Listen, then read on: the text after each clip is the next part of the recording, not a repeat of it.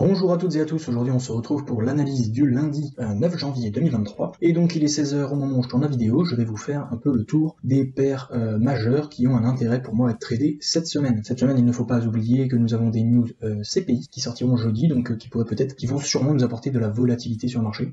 Donc il faudra peut-être faire des trails agressifs de vos trades si vous êtes déjà en position afin de ne pas redonner vos profits au marché. Donc cette semaine, j'ai une liste assez conséquente. Il y en a peut-être même trop aux yeux de certains, mais il faut bien savoir que tout ce qui va être pair en yens seront relativement corrélés cette semaine, et donc je les ai mises plus pour l'intérêt chartiste qu'elles ont, car sinon on pourrait très bien en garder que 2, et on aura un total de paires intéressantes pour cette semaine de environ 5. Tout simplement pour rappeler les codes couleurs, le bleu ce serait plus les paires que j'ai envie d'acheter cette semaine, en orange les paires qui vont avoir un sens indéterminé pour le moment, je m'attends à peut-être à des retournements sur les zones majeures, ou à des cassures de zones majeures, et tout simplement en rouge base qui va être à la vente. Donc cette semaine j'attaque directement par AODCHF qui s'est montré très impulsif la semaine dernière, donc on était plutôt sur une phase de correction, mais on est venu chercher un nouveau point haut de plus en plus haut. Si on regarde bien avant, on était plutôt dans une tendance baissière, donc des points hauts de plus en plus bas avec des points bas de plus en plus bas, et donc tout simplement on a vu une cassure à ce niveau-là et un retest. Donc à partir de ce moment-là, on pouvait bien se dire que on entrait plutôt dans un mood acheteur, et donc on allait plutôt chercher des achats. Cette semaine, on commence la semaine en arrivant sur une zone majeure, la zone des 0.64, et comme vous pouvez voir, on a un joli doji. Doji qui nous indique soit la possibilité d'un retournement, ou bien d'une continuation. C'est juste que en fait, cette bougie indique qu'il n'y a pas eu de consensus sur le prix en ce lundi. Personnellement, j'aime bien attendre la fermeture de la bougie du lundi pour donner un sens à mes trades. Même si là, bon, la tendance reste notre amie, on chercherait plutôt des trades acheteurs, mais étant donné qu'on arrive sur cette zone majeure, on peut toujours être dans la correction de cette zone. Je ne sais pas si vous comprenez. On a juste fait pour l'instant pour moi un haut, pardon. On n'a pas fait un plus haut. Un plus haut, ça serait une fermeture nette de la bougie avec un corps plein, vraiment au-dessus de la zone orange, qui est donc pour moi une zone de supply and demand, et pour moi ça n'est pas encore arrivé. Là je m'attendrais soit à une réjection, une correction de ce qu'on a déjà eu, pour envisager un achat. Néanmoins, on pourra très bien observer, hop, un double, par exemple un double top, et ici, cassure de la ligne de coup et reprise de la tendance baissière peut très bien être envisageable. Donc on arrive pour moi sur un point relativement clé, j'aurais presque pu le mettre en orange, je pense que je vais même le faire, et voilà, car si on descend sur du 4 heures, voilà, on a eu une cassure, mais direct on est redescendu. Il faut attendre, voir ce qui va se passer. Vous pouvez voir ces deux trades que j'ai pu prendre la semaine dernière, qui étaient magnifiques, très belle semaine sur la AODCHF, qui m'ont rapporté 9 fois mon risque quasiment, donc j'étais assez content. Tout simplement, maintenant on va passer à AODJPY. Alors les paires en JPY c'est un peu particulier, en général on vient d'une downtrend sur les JPY car elles ont bien forcé jusqu'à septembre 2022 et depuis on est rentré dans une phase plutôt correcte. On est venu taper des points clés et la première chose que l'on observe sur AODJPY c'est tout simplement qu'on a fait un double bottom. Ce double bottom, comme vous pouvez voir, eh bien, on est venu casser la ligne de coup vendredi et ça a été confirmé aujourd'hui par la bougie du lundi. Néanmoins, tant que je n'observerai pas une cassure nette de cette zone grise, donc qui est donc ma supply and demand zone, ici, eh bien, je me dis, on pourrait toujours reprendre une tendance baissière. Alors, tendance baissière, c'est léger, hein, c'est-à-dire soit on vient retaper les 91 et on vient chercher un point haut et hop, on continue par là. Néanmoins, ça serait retourné vers des plus hauts, c'est-à-dire les 0.99. C'est possible, peut-être qu'il reste de la liquidité de certains traders, ou tout simplement, bah voilà, on va avoir des facteurs fondamentaux qui vont faire pencher la balance dans le sens du scénario, ou bien des facteurs fondamentaux qui vont ici, en fait, pousser à un rejet et une continuation tout simplement de la baisse. Ça pourrait être tout à fait un scénario envisageable. Il faut savoir que ici, si on retourne à ce prix-là, ce n'est pas encore une phase haussière. Il faut casser ce point-là, tout simplement. Même si on peut très bien se dire qu'ici on est dans une phase de retournement, ce qui est vrai, mais qui n'est pas toujours vrai. On peut très bien s'attendre ici à ce qu'on appelle un fake out, c'est-à-dire qu'on va se retrouver pareil avec une bougie qui va nous laisser croire que le marché hésite et va peut-être monter, mais quand on a ce genre de bougie, eh ben ça peut très bien être un piège. Il faut toujours se méfier, avoir pourquoi pas deux scénarios en tête, selon les éléments que l'on va avoir. Donc ça c'est un peu ce qu'on va observer sur toutes les paires en AODJPY, enfin en JPY pardon. Donc on va bouger directement tout à la paire suivante, donc qui est CHFJPY, et vous voyez on a un peu le même scénario. On vient d'une phase plutôt baissière, regardez donc, on va même reprendre d'ici, point haut pardon, de plus en plus bas, voilà, je peux vous faire un dessin, hop, et ici pareil, des points bas de plus en plus bas. Néanmoins ici on est venu toucher une zone clé, on a la SMA 100 qui passe juste là, les 141, et on voit que ça a été rejeté, et pour l'instant, bah, petite hésitation quand même, parce que si vous voyez, mercredi dernier, on avait quand même une belle bougie d'avalement, qui nous montre quand même potentiellement un retour des acheteurs. Alors moi j'ai deux scénarios tôt en tête, soit un retour des acheteurs, soit tout simplement, si on descend sur du 4 heures, eh bien on peut voir que ça a été très tranquille cette reprise. Ici par contre à 15 heures il y a une vraie impulsion. Pour moi tout ce qui était dans cette zone là, je vais vous l'entourer vraiment, voilà, c'était pour moi une prise de profit plutôt. À mon avis des traders qui ont tradé toute l'impulsion baissière depuis soit les 148 ou depuis les 145 ici, et qui finalement voilà, commencent l'année en prenant leur profit de position qu'ils ont pu laisser traîner depuis la mi-décembre, ce qui est tout à fait possible. Et que là actuellement, vous voyez, on est dans une petite phase de consolidation et pour l'instant, il semblerait qu'on casse tranquillement cette zone, voilà, et que du coup on se retrouve un peu dans le même scénario que énoncé précédemment. Et donc là, deux possibilités. On vient chercher tout simplement les 145 sans forcément les casser, et deux options, on fait un point barre de plus en plus haut et on vient chercher un point haut de plus en plus haut. Mais on pourrait très bien observer une réjection et finalement pas un point bas, mais ni non plus un point haut de plus en plus haut. Et donc là, pourquoi pas un double top qui entraînerait une continuation de la tendance. Donc voilà, aller chercher un nouveau point, voilà, hop, etc., etc. Donc ça peut être le scénario pour CHF-JPY. Donc pour cette semaine, je l'ai quand même mis vendeur, à mon sens. Voilà, on va pas trop chercher à vendre quelque chose qui était toujours tombant. Néanmoins, voilà, on peut s'attendre à une correction relativement importante.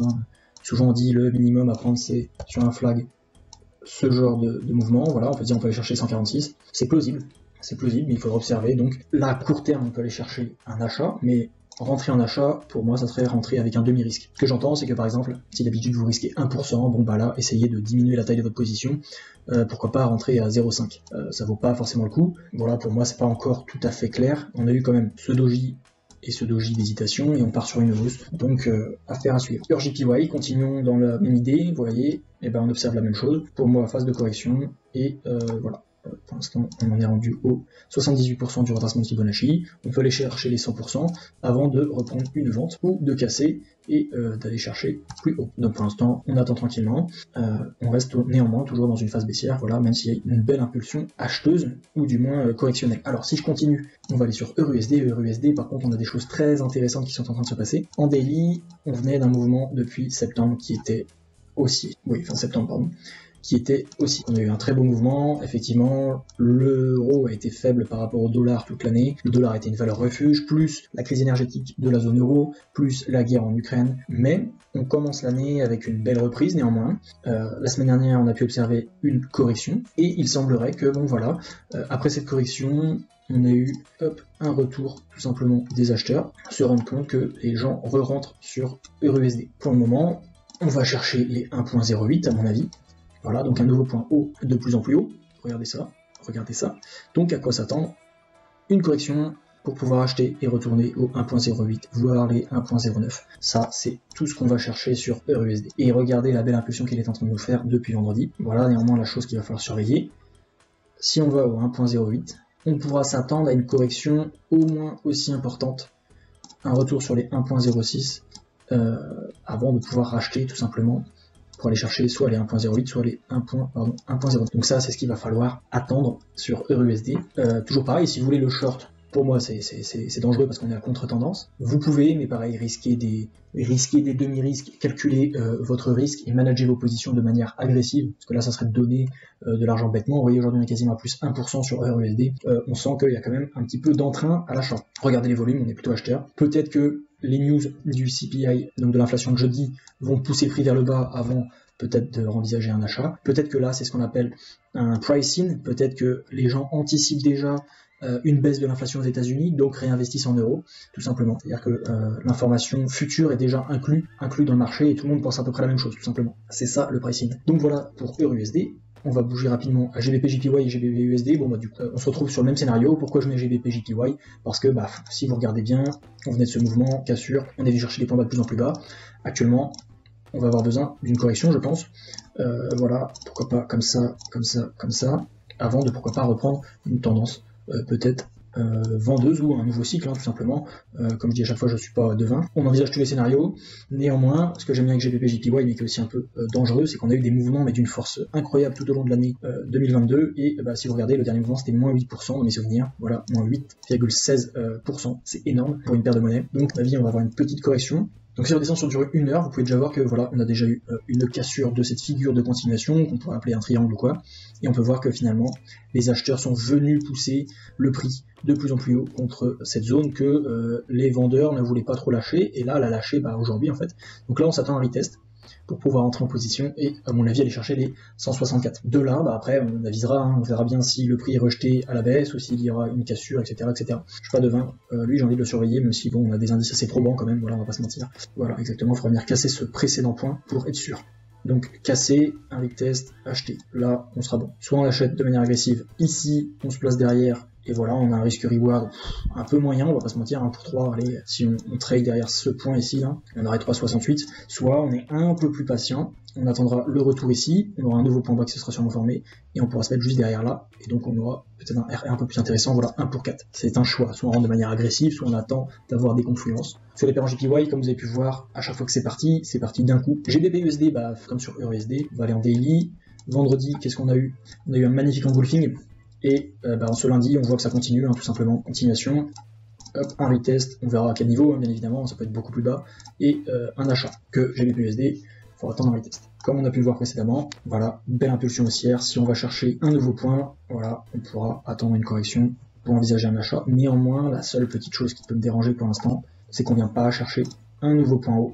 Donc je me méfie. Pour moi, il faudrait vraiment soit à ce point, soit chercher les 1.25 pour que ça soit un peu plus significatif, pour ensuite acheter. À court terme, dans tous les cas, on peut trouver une figure de continuation en 15 minutes ou en 30 minutes pour entrer. USD-CAD, c'était très intéressant la semaine dernière, on a eu relativement proche, et qui nous donne cette impulsion baissière qu'on a pu observer depuis vendredi, est complètement justifiée. Les chiffres des Canada, de l'emploi sont sortis positifs, et il y a un peu de force, comment dire, au dollar canadien, donc ce qui a fait un peu chuter le prix. Donc ici, je ne sais pas si vous allez observer, vous aviez cette consolidation qui s'est faite, et au final on a une super cassure, on a eu quasiment une correction 100% avant d'entamer la continuité de la baisse, voilà, on est allé au-delà des 78% de Fibonacci, ça c'était USD-CAD, donc cette semaine, tout simplement, on a eu une chute énorme, à quoi s'attendre, une correction, des gens vont sûrement prendre leur profit, donc on va pouvoir peut-être observer ce genre de petit mouvement tranquille qui va nous ramener au 1.35, voire aller à 1.35500.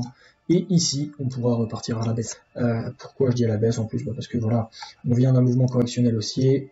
Ici, on se remet dans un canal plutôt baissier. Donc, revenir sur un point clé ne m'étonnerait pas pour revendre. Voilà, elle a à nouveau cherché les 1.32 ici. Les zones de supply and demand pour moi restent relativement importantes. Il faut juste que effectivement les bougies ne soient pas trop serrées. Ici, on aurait pu même descendre sur de 12 heures. Et on voit que sur de 12 heures, par exemple, ici, c'est beaucoup plus propre. Voilà, les corrections et les phases d'impulsion.